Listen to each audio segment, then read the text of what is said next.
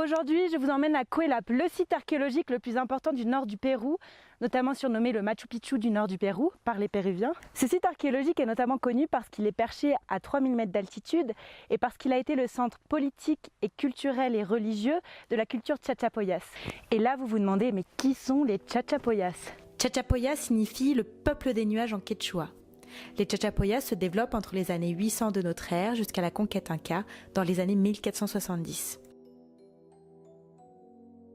Comme beaucoup de peuples envahis par les Incas, on ne sait que très peu de choses. Selon certaines descriptions d'Espagnols, les Chachapoyas auraient la peau blanche et les cheveux clairs. Certaines théories postulent en faveur d'une parenté entre les Chachapoyas et les Carthaginois. Il semblerait en effet que les Puniques, les plus grands ennemis de Rome, et les Chachapoyas partagent des gènes en commun. Un peuple antique aurait-il découvert le continent bien avant les conquistadors espagnols? En s'y intéressant un peu plus, la génétique n'est pas une preuve suffisante et le sujet suscite le débat chez les chercheurs. Perchée en altitude entre les montagnes, la cité de Cuelap est protégée par sa muraille de 20 mètres de hauteur. À l'intérieur, on ne compte pas moins de 420 maisons circulaires en pierre, décorées de frises comportant principalement des losanges. La structure elle-même contient plus de pierres que la plus grande pyramide d'Égypte, la pyramide de Khéops. Les Incas ont eu énormément de mal à coloniser les Chachapoyas. Ces derniers étaient des guerriers redoutables.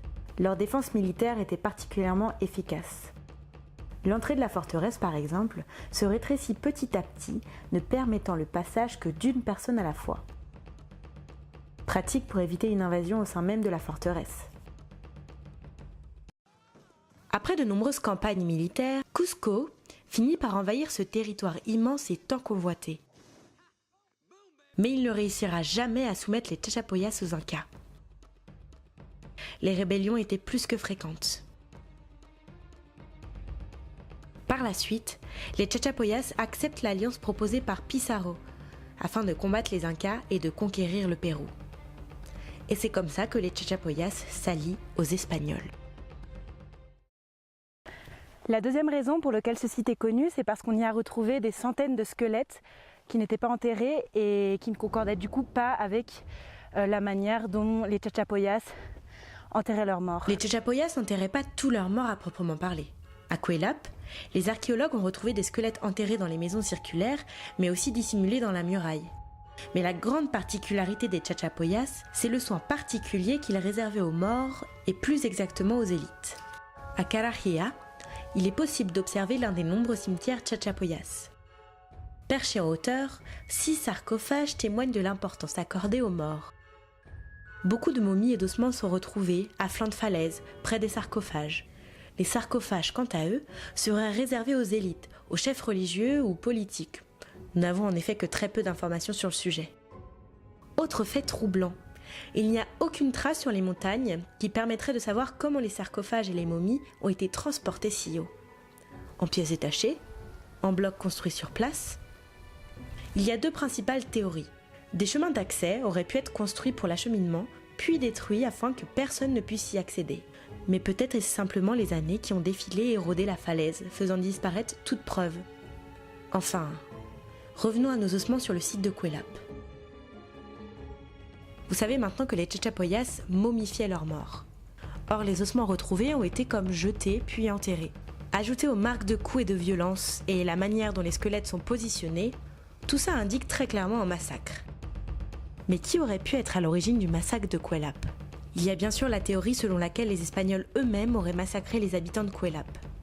Après avoir utilisé les Chachapoyas à leur fin, les Espagnols seraient venus sur le site de Cuelap pour venir les massacrer. Et si les auteurs de ce massacre se situaient culturellement beaucoup plus proches? Remettons certains éléments dans son contexte. Si les conquistadors se sont alliés aux Chachapoyas pour vaincre les Incas, ils ont également ramené beaucoup de maladies telles que la grippe et la variole. À cette époque, 9 Indiens sur 10 mouraient de famine, de grippe, de variole ou d'autres maladies étrangères. La cité de Cuelap, qui je le répète concentrait tous les pouvoirs politiques et religieux de la société Chachapoyas, aurait très probablement été accusée d'être à l'origine de ce grand taux de mortalité.